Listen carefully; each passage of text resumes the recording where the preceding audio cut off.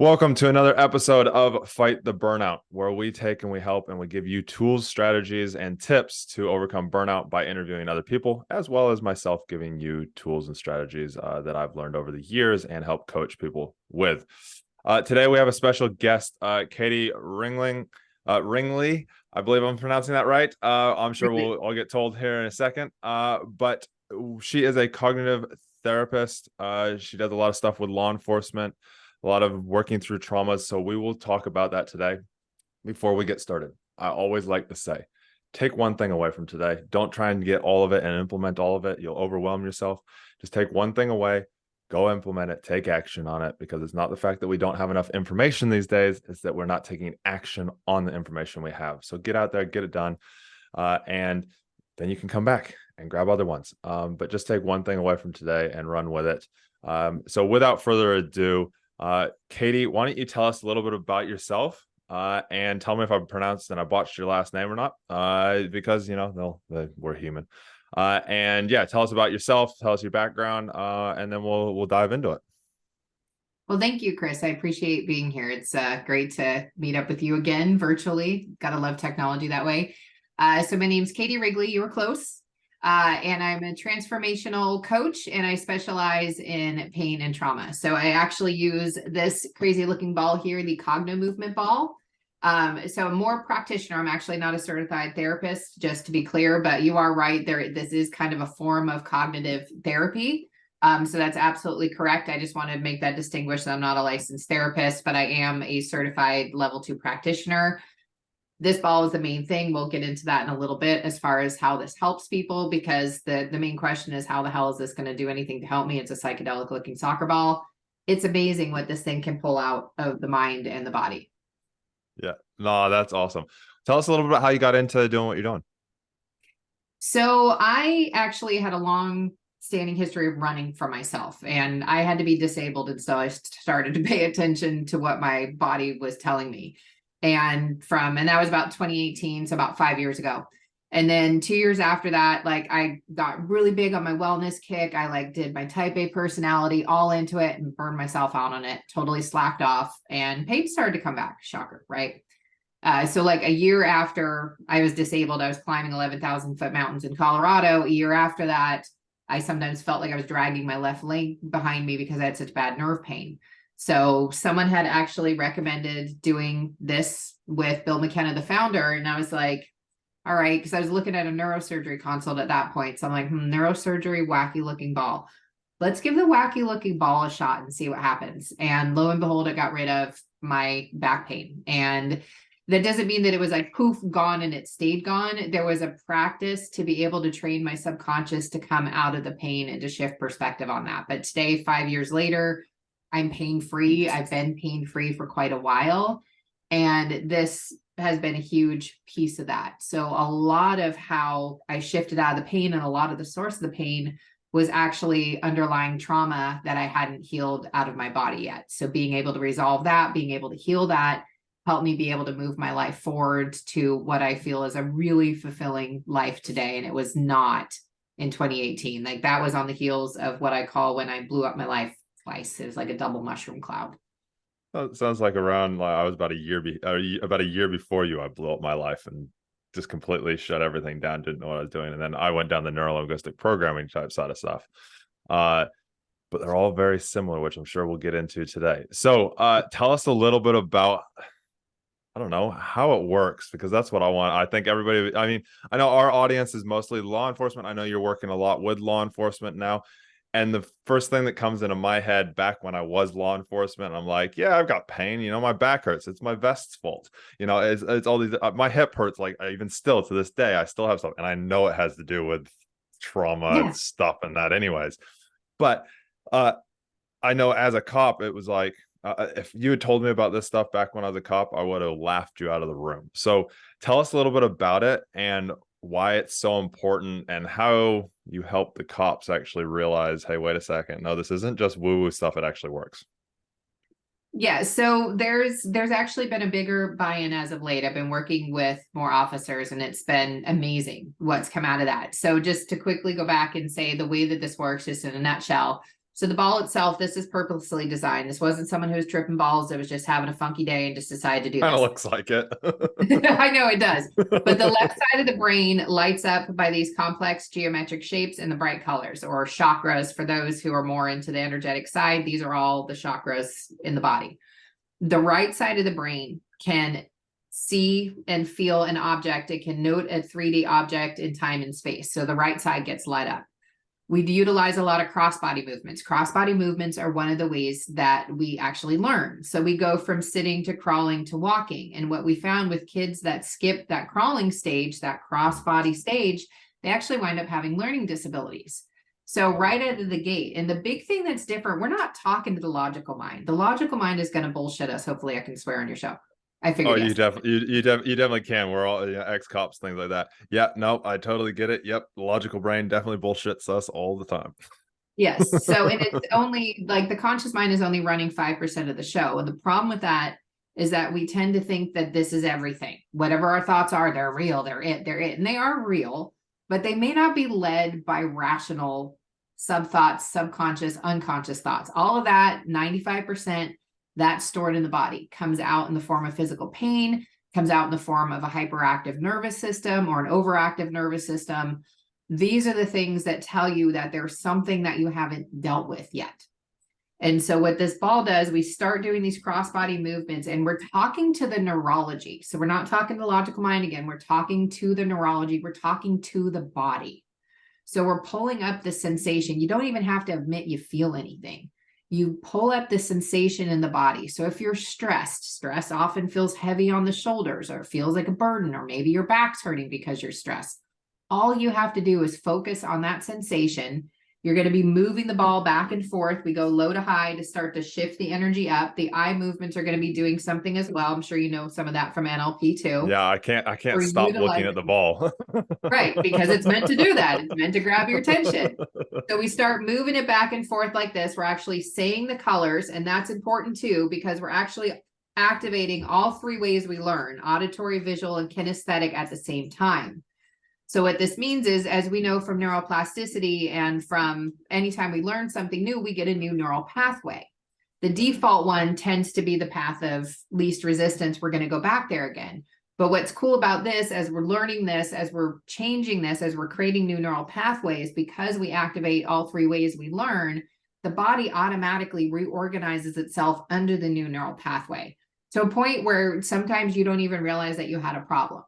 Like I've had sessions with people, they've written down a problem and they're like, I know I wrote that down, but I don't even remember thinking it, because they've gotten it out of the body. So once we do the low to high, as we call it with the crossbody, then we do what we call the infinity. And this is very similar to EMDR. And I'm not an EMDR therapist, so I can't speak to it, but I've worked with people who've done EMDR. And so what I've told and been told anecdotally is this is like EMDR and crack. So basically what we're doing is we're allowing all of the file systems in the brain to take a look at this feeling in the physical body, whatever it is, stress, burnout, whatever that may be, and allowing all the place cells in the brain that are storing all these memories that you probably don't even remember at all. They're allowing them to get a vote to take a look at this and see what else they know about this. So one of the interesting things that happens, and this has happened several times with law enforcement, is we'll have the eyes in a certain position, usually where memories are stored, and a case that they thought was long forgotten suddenly comes up. And they're like, wow, I haven't thought about this in years. And like, if I had a nickel for every time I heard that, and it's not just from law enforcement, but from everybody, this thing goes really, really deep into the body. And so there's a lot of backtracking we use. There's a lot of skills we use as practitioners to help hold that person in there. And some of the ways that it works. So one, I'm completely neutral when I'm working with someone. If I'm in the story with them, I'm not helpful. It's the same thing as a coach, right? We can't be in the story or we're in the story. We're being their friend. We're not being their coach. We aren't holding that space to allow them to come out of the story and see how true or false that story may be. Yeah. You're allowing them to feel whatever they need to feel. They can say as little or as much as they want to, but they're not going to hurt me. Because chances are, like the last 2 sessions, I don't remember what people told me. Because when you're so present, I'm sure you see this too, Chris, when you're so present, You literally, it's in one ear and out the other because you're just focused on the other person. You're just focused on that session, being able to move it forward. So you don't even remember what's in there. Yeah. And You're very grounded. It just comes through you and straight back out. right, right. And like, and so I recently actually worked with a couple officers that had to deal with a really gnarly and random double homicide, which is really rare for this area of the country. And it had a lot of tragedy to it as well. So it really affected the whole precinct and in very, very different ways. And I heard about the story. And so I actually, to prepare for that, I'm like, all right, I'm just going to get out my own feelings about this first and got myself completely neutral.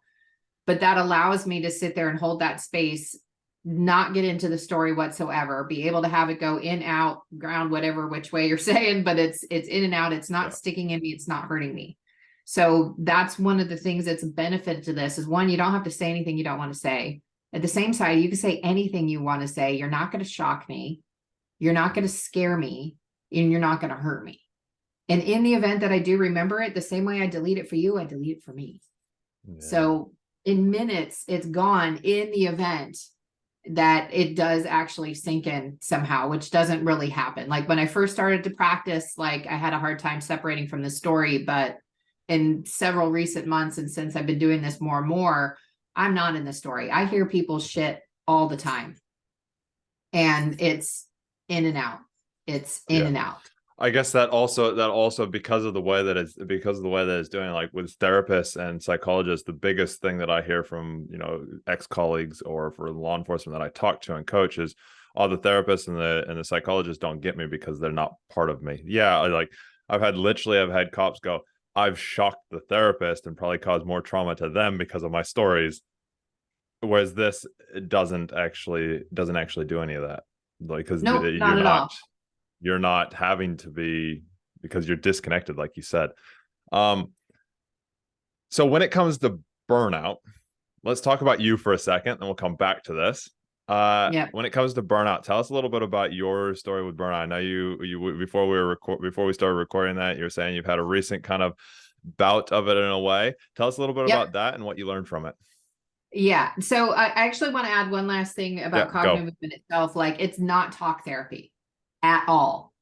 Like people can come in and talk if they want to. Very few people want to, but that's a big difference. Talk therapy is going to bring you back into the trauma and re-traumatize you. That's not what we're doing there. So burnout. So that was one of my old default modes. So I got into it in corporate. I was in a male dominated career. I had to keep up with the guys. Like it was 99% men when I got into it. I was often the only female engineers in cybersecurity. And so I got into a series of burnout there, and burnout in corporate is very different than the burnout I experienced recently, but there's a lot of components that are the same. And I'm sure that's not going to be surprising to you at all. Yeah. So recently I was doing a summit and audience build, and I did this a couple months ago, and it just kicked into my type A mode.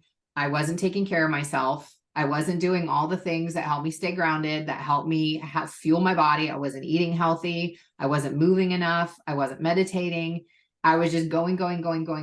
And then during the summit, like I think I wound up going like 3 weeks straight without a day off. And so by the time it wrapped, like I was brain dead, and it almost felt like my brain was swollen. I was so fucking tired. Like but I couldn't sleep. At the same time, I kept waking up because I had allowed the summit, and I'm kind of like shake my head at myself with all the knowledge I have. I didn't use the tools available to me, which is common, right? Like we get into these old pathways, and your nervous system is like, I have to do this. I have to do this. I have to do this. And it's hard, even with a high level of awareness, to be like, no, the way to do this is this way over here. That's not going to exhaust you. That's not going to get you sick. That's not going to make you hurt. That's not going to make you burned out and tapped out. And so like creativity was gone. Like I couldn't think of anything. I was trying to create a training course. Couldn't for the life of me. It's one of the first things that disappear when you start to burn out is creativity. Yeah. That side of the brain just goes, no, I'm going to save energy over here. I'm not going to use it. Yep. And then it goes to the left side. So the right side is the creative side. The left side is the stress side. So the left side of the brain gets really, really active. And then it starts looking for what you look for, you're going to find. So then it finds all these other things that you should stress about, like something that happened 5 years ago that isn't relevant today. Your mind's going to get locked around that. You're going to start worrying about things that don't normally bother you, that really don't matter in the grand scheme of things, because it's easier to worry about those than it is to deal with yourself. And you're going to continue to avoid that. It gets in this big slippery slope. And the next thing you know, you're burned out. And this was probably one of the worst cases of burnout I had, and I reversed it one of the quickest ways that I had ever reversed it too. So I have my Aura ring that measures my biometrics. And so my normal resting pulse is about 54 to 57, and it went up to 67. Like, so it was notably much, much higher. Yeah. And part of that is, you know, like I dealt with the trauma. I started dealing with the trauma and all the things that were under it from childhood about 5 years ago. I ignored it for 40 years. And so even though this is great at creating new neural pathways, and there's so much evidence, like I'm able to sleep at night without without getting high, because I had to use cannabis all the time to sleep. For like 30 years I did it, and I'm not using cannabis anymore to sleep. And there's a lot of things that have moved in the right direction. I actually have the ability to sit still now. These things weren't in there. And so I took a week off. I took a 9-day digital purge, did a retreat with psychedelic medicine. We'll go into that another time. And really connected. So I was walking around barefoot for a week. I had no way to talk to anybody. It was a silent retreat. So I had got to break the vow of silence like once. I was there for 9 days. And in that time, my resting pulse went back down to 54. I came out of it with a new meditation retreat. I'm now like a huge fan of Hal Elrod in the Miracle Mornings, and spending that time just being and focusing. And these are some of the things, you know, I'm sure you teach a lot of this too, to help you really get out of that burnout state. But I was irritable at everybody. Everybody was pissing me off. Like someone got in my way in traffic, I'm like swearing up a storm. Like I had no patience. I had no tolerance. I didn't even want to be around myself. Going into it. It's like I'd cry at the drop of a hat. And like I wouldn't even know why I was crying. Like I would like hit my toe on something and just start bawling. I'm just like, okay, I'm a little out of sorts right now. I need to slow my roll. And that will happen again and again unless I stay in this routine where I am consciously, specifically taking time out to just be and focus on me. I love that you finished on that, because it's so important. Before we jump into that, I want to remind viewers that going through burnout doesn't mean that you failed.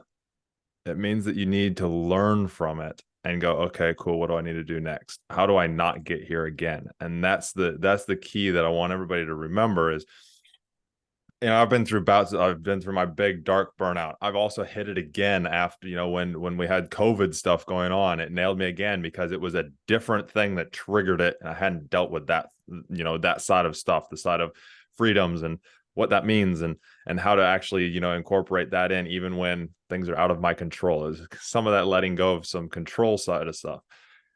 And we have, especially as cops, you know, I get you guys, we like to be in control, but I'll tell you this right now, we actually have less control than a civilian does, but we want to hold on to all this control.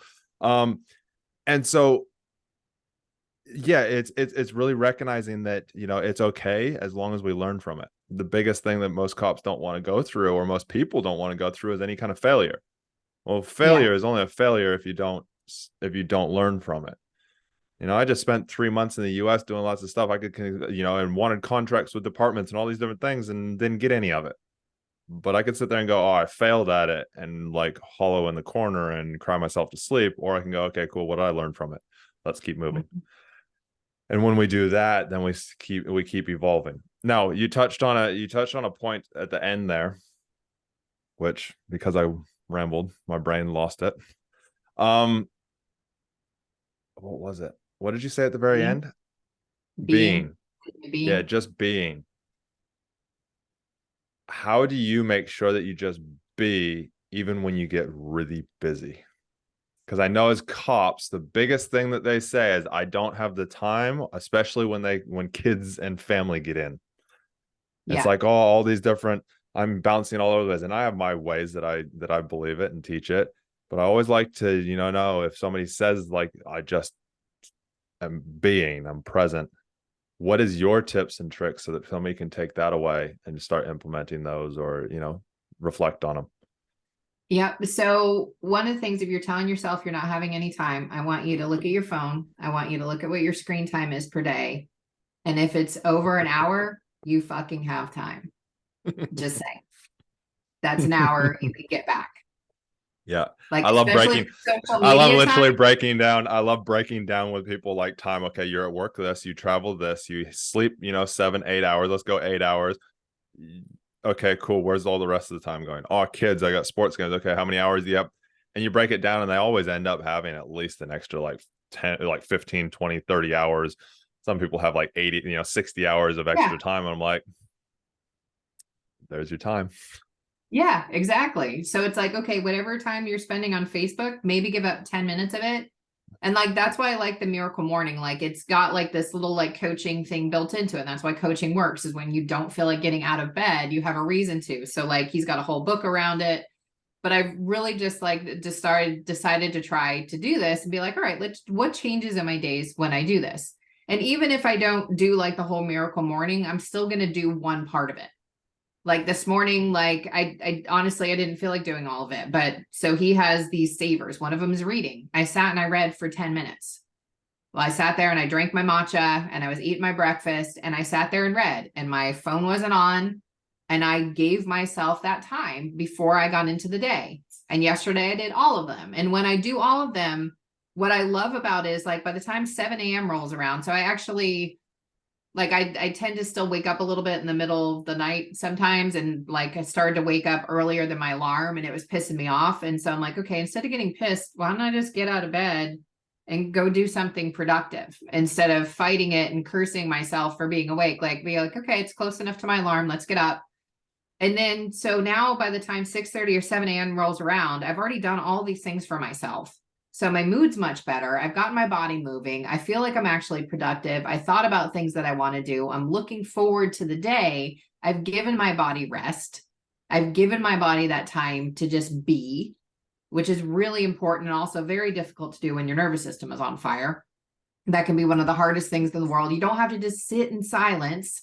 You can walk and be, just don't be plugged into anything unless it's an active meditation. But you want to spend that time in there, because as you do that, you're going to teach your nervous system that it's okay to be calm. And you're going to be opening those creative centers, which are going to allow you to be more productive, which are actually going to counter the burnout symptoms, because you're going to be in this mode and you're building rest into your schedule automatically, which is key to everybody's success. Yeah. And I want to also reiterate on that. If it can counteract it, it can prevent it. Yes. Yes. Very true. Very true. I'm all about preventing. That's what I teach, is how do we prevent somebody from hitting burnout, from hitting that rock bottom? And it's actually learning from the things that counteract it. If it's something that will fix something, it's something that if you implement it in before you actually have it, you're not going to get it. Yep. Most people Very wait till they hit the rock bottom and then they go, oh, where's the ambulance? Oh, there it is. Okay, cool. Let's go grab it. Yeah. And we, as humans, we tend to do that. It works until it doesn't, but you don't actually have to get to that point. Like, especially if you're early in your career and you're hearing this, start to do this now. You are going to hit your career goals so much faster and so much easier. Like all the things that you desire in your career, in your life, if you start to implement these self-care routines, and like they have a way to do it in 10 minutes. Everybody has 10 minutes a day. Especially if you spend any time on Facebook, you have 10 minutes. I promise you.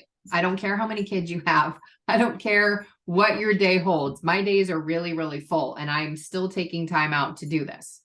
And I feel so much better. It's funny. Everybody has time for the things that they want time for.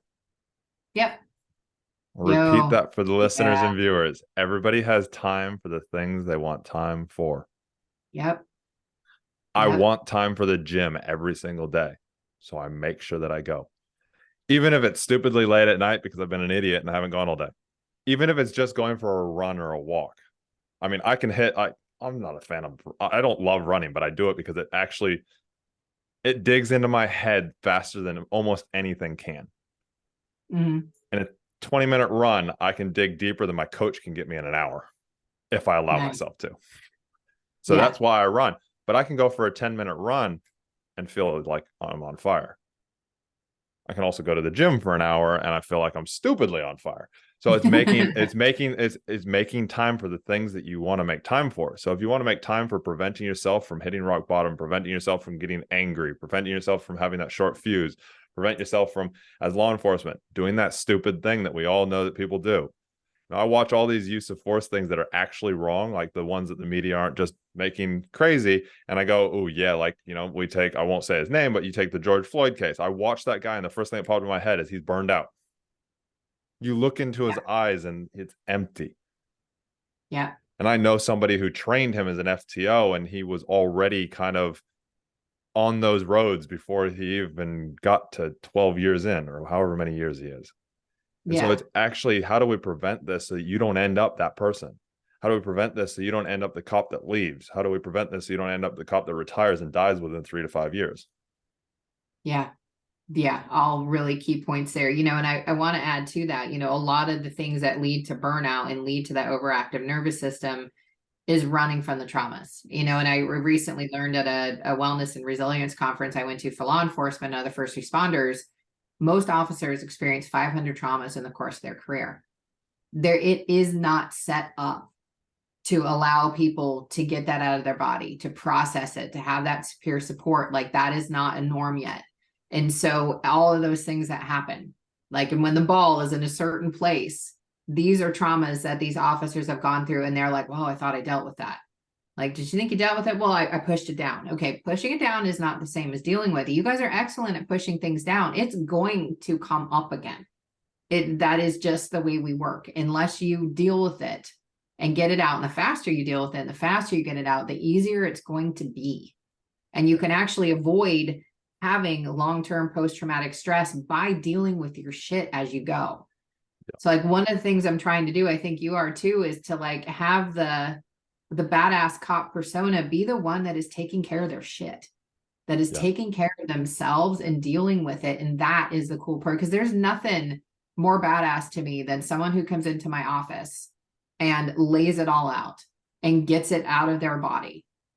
And then they sleep and they have a stress-free day at work, and they start dreaming again, and they're getting along with their wife, and they're playing with their kids instead of yelling at them. That is the coolest thing in the world. That is not the shit that happened with George Floyd. You look at the cops, you look at the TikTok cops, or the celebrated cops that are like, oh, this cop took sandwiches to the guys who don't have food, and they did these things. Or you get the video of the cop playing soccer with the kids on the corner or in the park. That's a cop that's actually dealing with his shit. Yep. Absolutely. Being of service is a great way to help give back and to feel good about yourself. But a cop that hasn't dealt with their traumas looks at that and goes, oh, they're wasting time. Oh, makes all these reasons why they can't do that. Yep. Yeah, it's that simple.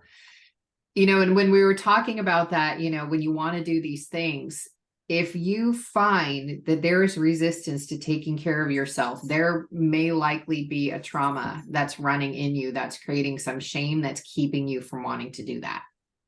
And let that be there and deal with whatever is there. Find a safe space, find Chris, me, someone, but figure out what is keeping you from wanting to take better care of yourself. Because it's not this, oh, I'm not safe unless I'm doing things all the time. That's bullshit. That's what your nervous system's telling you.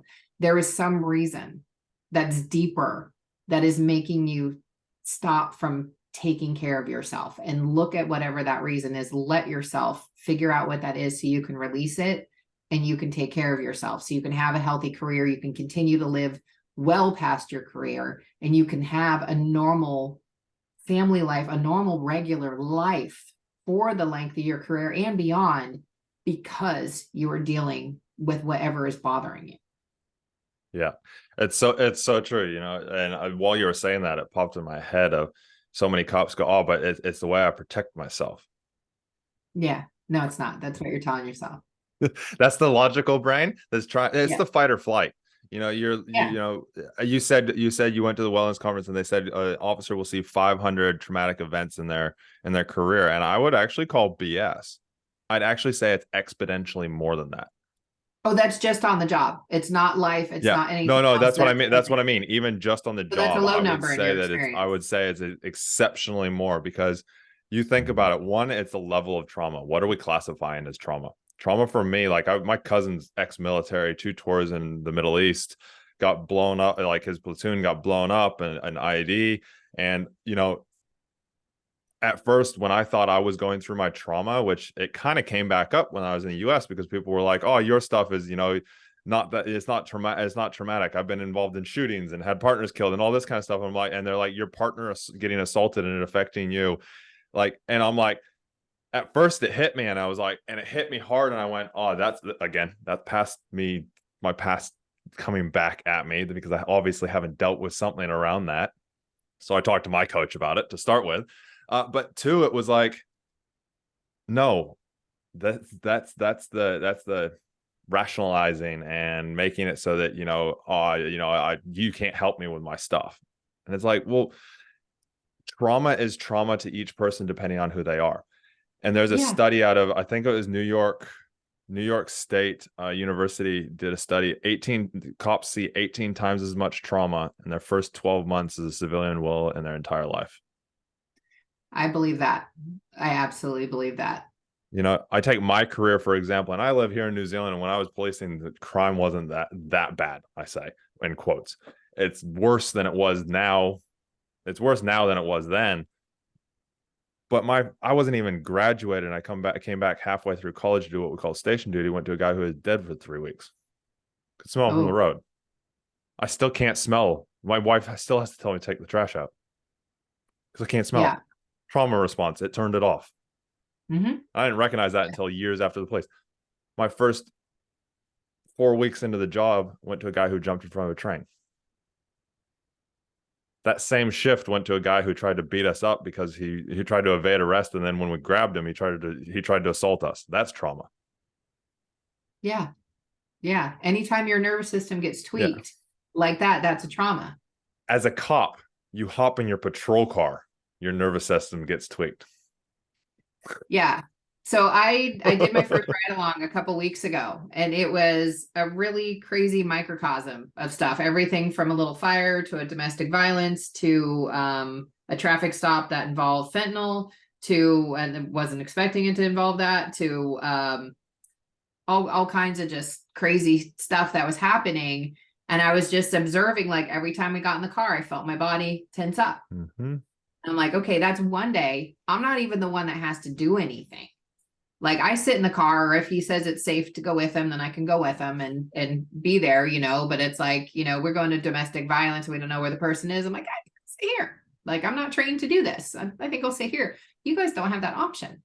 But that, like, it gave me a great glimpse, because I'm like, okay, that's what I experienced in one day. Okay, now multiply that by the training that teaches you what to do in these events, and your subconscious doesn't know the difference between real and fake. So you're actually going through that already as you're going through the academy. And then you extrapolate that into a career. Like I had a teeny tiny dose of what happens in the nervous system. And it's like, okay, like I'm even more dedicated to what I'm doing because I understand the importance of this now and being able to get that trauma out of your body. And then you take the awareness of, you see the bottom 2 to 10% of society all the time. So you start to, again, you said it earlier on, which I don't know if anybody picked up on it. What you focus on, you start to get. Yep. When you're dealing with that all the time, you start to see it all the time. You start to really focus on it time. It exponentially grows the trauma responses, the alertness, all those different hitting the same parts of the brain through the roof. Yeah. And you're attracting that into your life too, because that's all you're looking for. So the chances are you're going to bring a partner in that has a trauma bond with you. You're going to think you're all in love. You're going to have this hot, passionate shit going on, and then it's going to blow up. Yeah. Because it's coming from that lower energy, because both of you guys are looking for something to be wrong, because that's what you're trained to do. That's what you get paid to do. Yeah. So that's one of the things that's starting to shift out of that mode, starting to shift into the self-care, starting to look for reasons to live, starting to look for reasons for joy, for bliss, for whatever is going to light you up inside, allowing yourself to forgive yourself for whatever, because you're not perfect. You're going to make mistakes on the job. Sometimes it's going to be a really big mistake. Sometimes it's going to get to a really high level. You've got to be able to get past that, forgive yourself. And like you were saying earlier, how do I do this differently so that it doesn't happen again? And that was my biggest question going into my 9 days off is, okay, how do I never do this to myself again? Like, and since I was talking to plants, I got a whole lot of answers about that. But it was like, that came out as a big thing is how do I not do this to myself again? And my brain still wanted to revert back to that. And just like, even just today, I finally calmed it down a little bit more because I'm like, no, we're not going back there again. We're going to be holding steady. We're going to be going forward. We're going to trust that things are going to work out. You're not going to get all tweaked about this again and burn yourself out and be exhausted in a couple more months. That's just not an option. It's a shifting of that awareness and being super hyper vigilant, shifting that hyper vigilance, like as a cop, shifting it from, okay, I'm hyper vigilant around my safety, around having cameras all around my house, knowing where all my weapons are, carrying my firearm everywhere I go, all these different things, to going, okay, cool. How do I become hyper vigilant about calming myself down? Yeah. And even taking it one step further, and this is one of the things that like I'm trying to figure out a way to be able to launch. Like I want to do like a longer 2-year project with law enforcement in this fall, is looking at like step into the side out of reality, for depending on your belief system, out of reality, but going into Neo in the Matrix. He's the perfect example of hyper performance. He is not hyper vigilant. When he's screwing up as Mr. Anderson, he's hyper vigilant. He gets caught. Hyper performance, though, that dude's he's evading bullets. So what if he gets to a stage? He gets to a stage where he's hyper aware, yes, hyper performing, that he can stop bullets.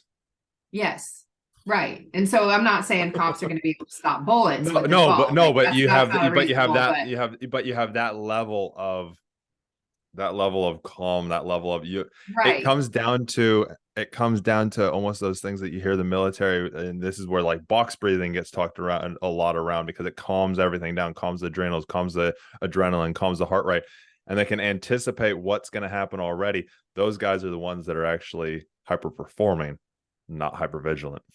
Right, exactly. And that's that when you have that calm nervous system, that is always going to be more resourceful. You are much more likely to get out of a situation alive when your calm nervous system stays calm. Like, absolutely. But even like some of what I've heard from like mental health liaisons and other people I work with within law enforcement, like even the word calm, a lot of officers are trained that if they come up on someone calm, that's dangerous. Mm-hmm. So even the use of that word, you have to be careful. Be triggering. Yeah. So it's like, okay, you want to have a resourceful nervous system, which tends to be one where your vitals are not tweaking, where you can actually close your eyes and feel safe. You're fully aware of all of your surroundings, but you aren't getting tweaked up about it. You aren't constantly ready for something to be wrong. You're ready to be able to take the action instead. And that's not going to happen overnight. That's not even going to happen in a month. It's going to be over time. You teach your body and your subconscious to do that. Because part of the problem with the way we're wired is that, first of all, it's called your nervous system. It's not called your calm system. It's not supposed to chill you out. It's meant to be your danger. Well, we're still running on a 2 million-year-old brain. Right. Where we had to fight saber-toothed tigers all the time, and our saber-toothed tigers are now our phone. As a cop, your saber-toothed tiger is every person that you interact with. Yeah. And it reacts exactly the same way. And it gets even more ridiculous in corporate that the saber-toothed tiger is your boss having talking to with you. Mm-hmm. Like, it's just, but that's, you get the same thing it becomes a running joke as the cops. When the boss calls you into his office, we used to joke about it. When the boss would call us in, we'd be like, do I need to get the lube for the boot, or is this a good talk? Yeah, exactly. But you're looking for trouble. You're expecting trouble. Yeah. I caught myself, like I used to do that sometimes, like, oh, someone texts me. It's like, why am I automatically thinking this is bad? Like, why is this what my nervous system is jumping to here? And Peter Levine, he wrote a book called Waking the Tiger, and he asked a really interesting question, because we see wild animals all the time. They get traumatized by other animals, prey, predator, all the time. They don't get PTSD. Why do humans and domesticated animals get PTSD? And it's exactly what you said, that one-upping of the trauma that you were talking about before. Oh, you know, your partner getting assaulted and you not being able to do anything. That's not a trauma. I went through a trauma. Like, what in the hell do we need to one-up each other on traumas? I mean, if we're going to one-up each other, like, hey, I did some badass shit. I got a cat out of a tree. I saved a kid today. Like, why don't we do the one-upping that way instead of like, my trauma sucked more than yours? Like, why? And I've caught myself doing that too. I'm not judging anybody that's doing that, but why in the hell do we do that? Yeah. And that's where, you know, it's funny. Over my journey, I've gone into a lot of like the masculine and feminine sides as well. And there's a guy who I follow who I respect him quite well. He's been on the podcast a few times. Johnny, he does stuff with masculinity. He's ex special forces, spec ops. He went through a lot of stuff, and he teaches on masculinity. And he's like, that right there is toxic. That there is the preface of toxic masculinity. That's the masculinity that we've been trained to do. Like if we're raw, and we can, beat things down, and then we're masculine. And it's like, no, actually it's not. It's actually the respecting other people, the understanding them, the coming at it with peace from a place of calm or peace, whatever you want to call it. That is actually being masculine, actually holding that space for another guy, and actually, holding space for other. That's masculinity. But we've been taught that that's femininity. Yeah. And it's not. It's allowing someone to have their moment, being there to support them after they've had a really tough case, after they've witnessed a shooting, after they've been a part of a shooting, after they've witnessed a suicide, after they've had to clean someone up off of the train tracks because someone jumped in front of a train. Allowing that person that space to let that out. That is one of the most respectful ways. And that is like the epitome of masculinity. Like I joke with my friends, like, because I'm most of my, just full disclosure, just to pop into my personal life, just for a quick moment, for just example's sake, like I've never actually dated a man. I've dated guys. And the distinction is, a man has respect. A man owns his shit. That is a man. I haven't dated one yet. And so when you can do that for your coworkers, that's being a man. And that's really stepping up. And as a woman too, like allowing yourself to give that space, like even stepping into that masculine energy to give that support to someone else too. And like, I imagine a lot of female officers felt like I did in corporate, like they got something to prove. Yep. A lot of times that just comes out that we're just trying to show that we can keep up with our peers. And we don't have to do that. We're bringing a lot to the table as it is already, but giving someone that space is huge. And that is one of the most respectful things you can do, is let someone feel whatever they need to feel and witness it in front of him, and not of the, hey, did you see Lou? He was getting all fucked up earlier. No, that's undermining it. That's being a pussy. No, you'd be better off to be like, hey, did you see Lou? He looks like he's struggling. Like, how can we support him? Yes. That's being a man. That's being a man. Let's go take him out. I mean, alcohol is not the best thing, but let's go take him out for a beer. Let's have him around for barbecue. Or let's do something. Let's not beat him up. Right. Yeah. And it's getting better. I feel like law enforcement as a whole is getting better because it's being forced on it. Like everybody's talking about it. Everybody's pushing on it. How do we prevent this? Because as you know, Katie, I'm a huge person about let's prevent this. Let's not just be the ambulance at the bottom of the cliff. We need them. But I'd love to see a world where the ambulance is sitting there going, hey, I'm bored now. Right? That would be cool. That'd be a great world, especially when it comes to trauma, PTSD, and mental wellness. How do we help officers prevent this? How do we help officers prevent getting into there, and before they join their first couple of years?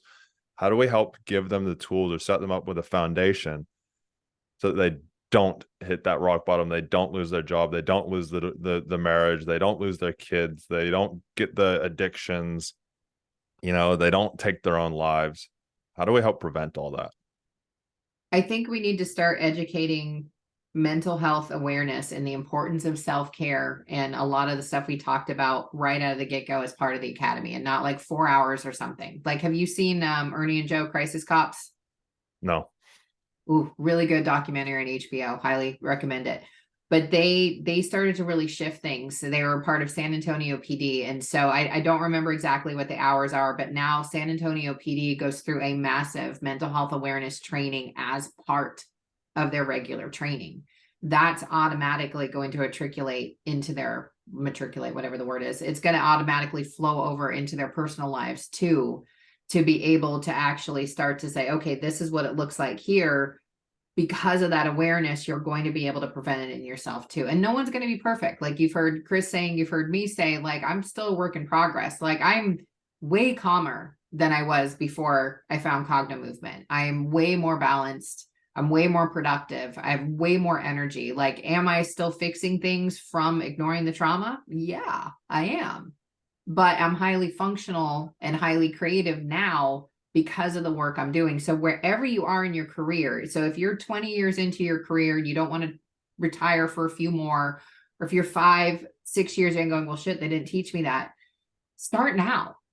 Reach out to Chris, do some of his mindset stuff. You can reach out to me, check out the wacky ass ball. It's all over YouTube. You can see it all over the place and find something that works for you. Dig into Hal Elrod's Miracle Mornings. You can do it 10 minutes on your own. No one even has to know that you're doing this shit. And just see what happens in your life. Stick to it for like 30 days. Just try it for 30 days. You're going to be alive for 30 days anyway. So give it a shot. Try it for 30 days and see what actually changes in your life just by starting to take care of yourself. And then start to extrapolate that into longer. But it starts with being aware of what you aren't doing to help yourself now. Giving your self permission to start today, and really more conversations like this. This is how we're going to prevent it, is making it not the shameful thing in the corner that no one wants to talk about. It's redefining what the badass looks like, what the man looks like, what the woman looks like what a real stand-up, respectful person looks like. And it is someone who's holding space for someone else. It is someone who is dealing with their own shit, because you cannot hold space for someone else unless you have done a lot of work on yourself. I totally agree. I mean, the one thing that I wish I had, like, I remember my mom being worried when I decided to join the police. She's like, you're going to become that. I mean, she knew a lot of law enforcement and that in our hometown and had lots of friends. And she was like, I'm worried you're going to become hard, cynical, and lose yourself. And I was like, no, I'll be good. I'll be good. I'll talk about this stuff. Yeah, no, I didn't do any of that. And I became exactly what she had manifested, if you want to put it out there. But the key that I want to talk, where I wanted to take that too, is the one thing I wish I had known that I know now, or that I had implemented, is to constantly look for ways to grow my mind. Yeah. And when I say grow my mind, I mean things that feel uncomfortable as hell. If it feels uncomfortable, I go, cool, I want to try it.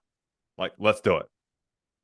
Yeah. Like the ball on that, I'm like, that feels like it will be uncomfortable as hell. Cool. How do I do it? It is.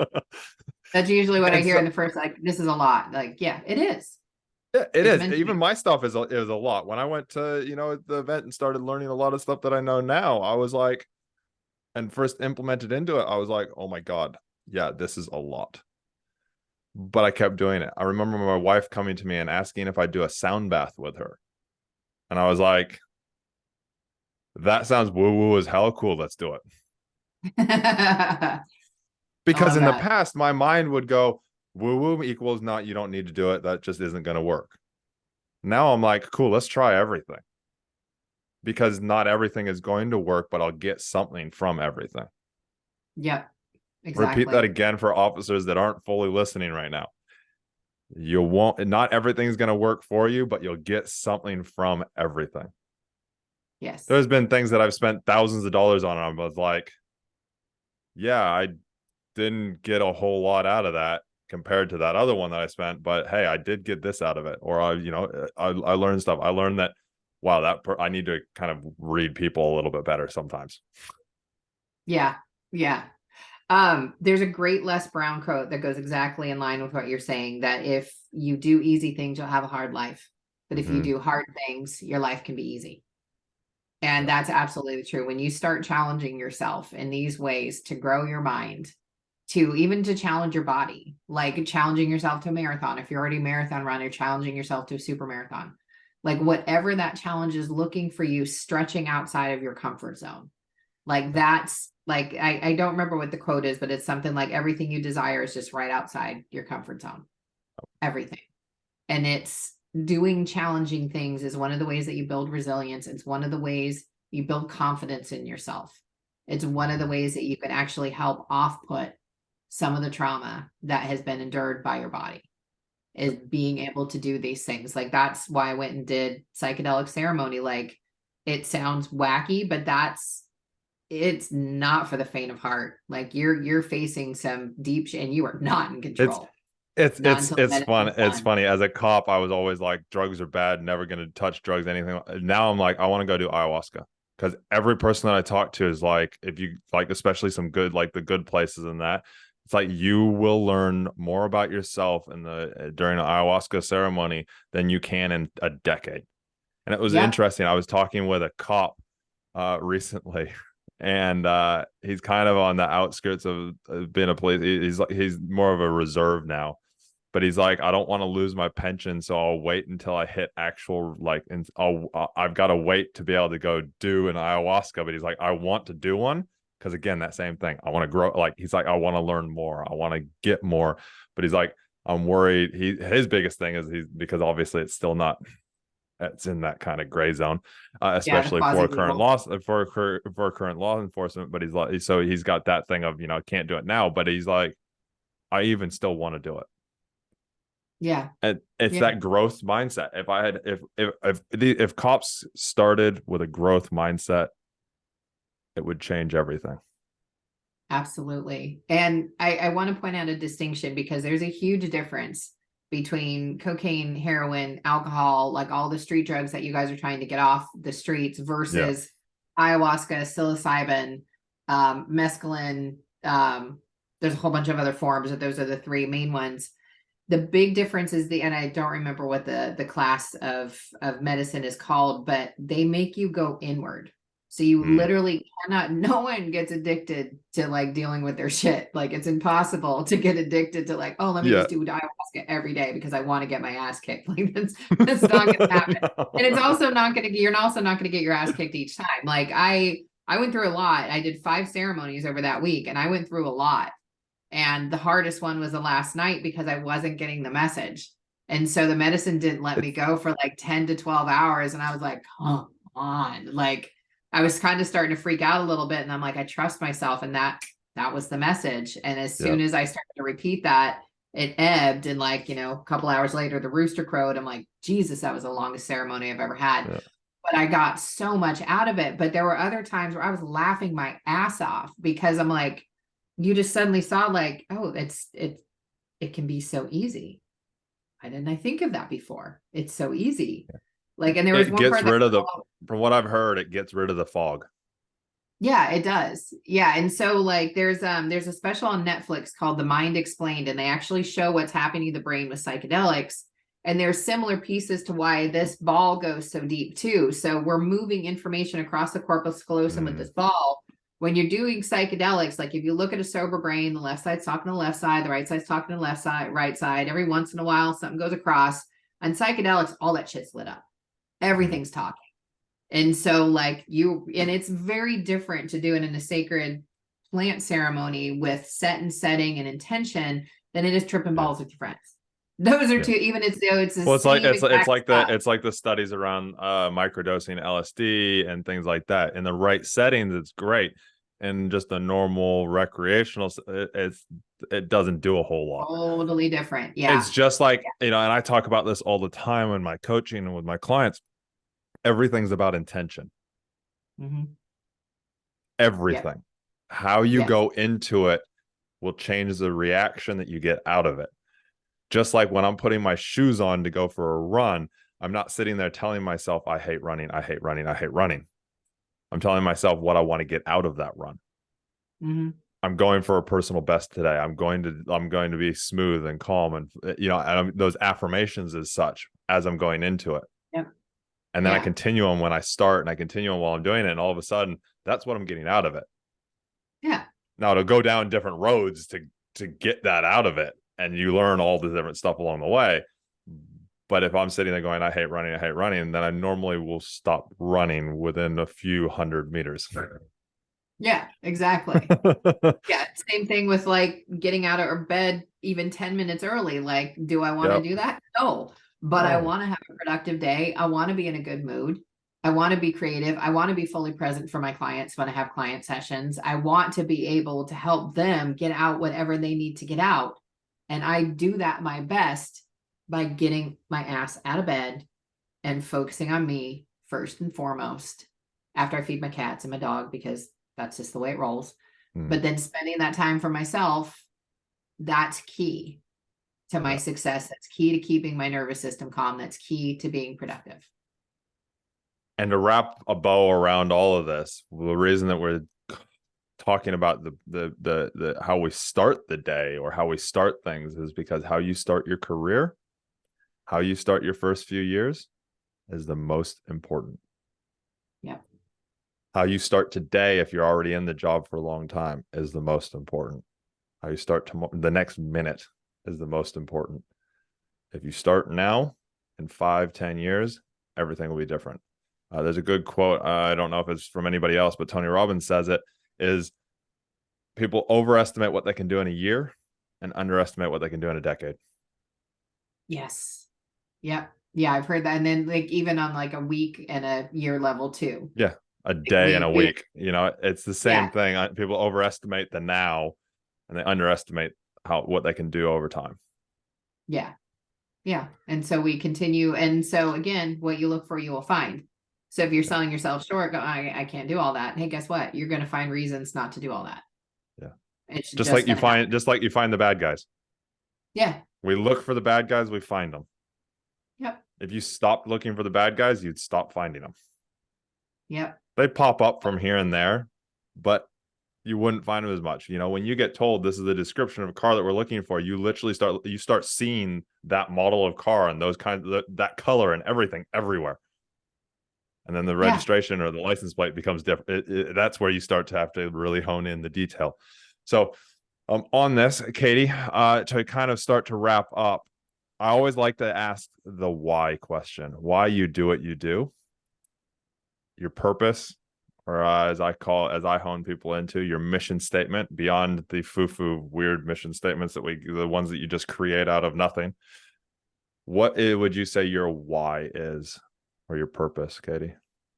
So I'm actually in the process right now of really focusing much more on law enforcement. Like I love being able to help people. Like the mission statement for my company is facilitating healing for 100,000 people so they can be free to live a fulfilling life again, to be able to live, love, and laugh. When you take that down more to the law enforcement level, there's actually a few things. So one, I had really positive experiences with law enforcement as a kid. And then two, when I was in high school, I was hanging out with a really bad crowd. And my mom was one of those people who knew everybody in town. And one of her patients was an undercover cop and gives her a heads up. Hey, you may want to get your daughter out of here because she's hanging out with people that were following. She's not doing anything wrong. I don't find out about this until my 30s, mind you. I thought my mom was omnipotent for like 20 years. And I think that undercover cop is why I'm still alive today. And so that had a really big impact on me. And then seeing these headlines, and understanding from the cops that I know that they cringe even more than we do when we look at this, when we see that bullshit racism, when we see those senseless crimes, when we see people knocking out a line because they're burned out. I understand that there is a trauma in there, and I understand that that's part of my purpose to be here, and that I have endured traumas so that I understand what it's like to live with an overactive nervous system, to live with a nervous system that's on fire. I get it. I may not be in law enforcement, but I understand what it's like to live, and it fucking sucks. And so if I can help someone else unwind their nervous system the way that I've unwound mine, and mine's not fully unwound yet. It's a hell of a lot more unwound than it used to be. But if I can do that for other people so that they're extending their lifelines and they're enjoying their life and they're there for their kids and they're present for their kids and they're stopping the trauma cycles and they're enjoying their life, that's literally everything to me. And I know that may sound like bullshit to people who don't know me, but like, that is why I am here. And I'm grateful that I've gone through the things that I've gone through, because it's prepared me to be able to hold space for other people, to allow them to let it out, to not be shocked, to not be appalled, to not fall into the shame pattern, to let someone spill it all out and get it out of them, so that they're free and they're liberated from that and they can actually have the life that they want to have instead of telling themselves they can't have it. I love that. If you had to phrase that into one little phrase, taking it back to like early years. So for example, mine's a 3-tier, but my deepest level of my why is to help myself and others truly be seen. Mine is to help myself and others be free. I love it. I love it. Freedom's everything. It is. It is. Freedom's a huge one. Okay. Anything else? Oh, how do people get in touch with you, Katie? If they want to get in touch with you, they want to take you up on cognitive. They want, what if they want to just learn more about you? How do they find you? So they can find me on my website, katiewrigley.com, KATIEWRIGLEY. I have a podcast as well. Chris is going to be on there as well, called The Pain Changer.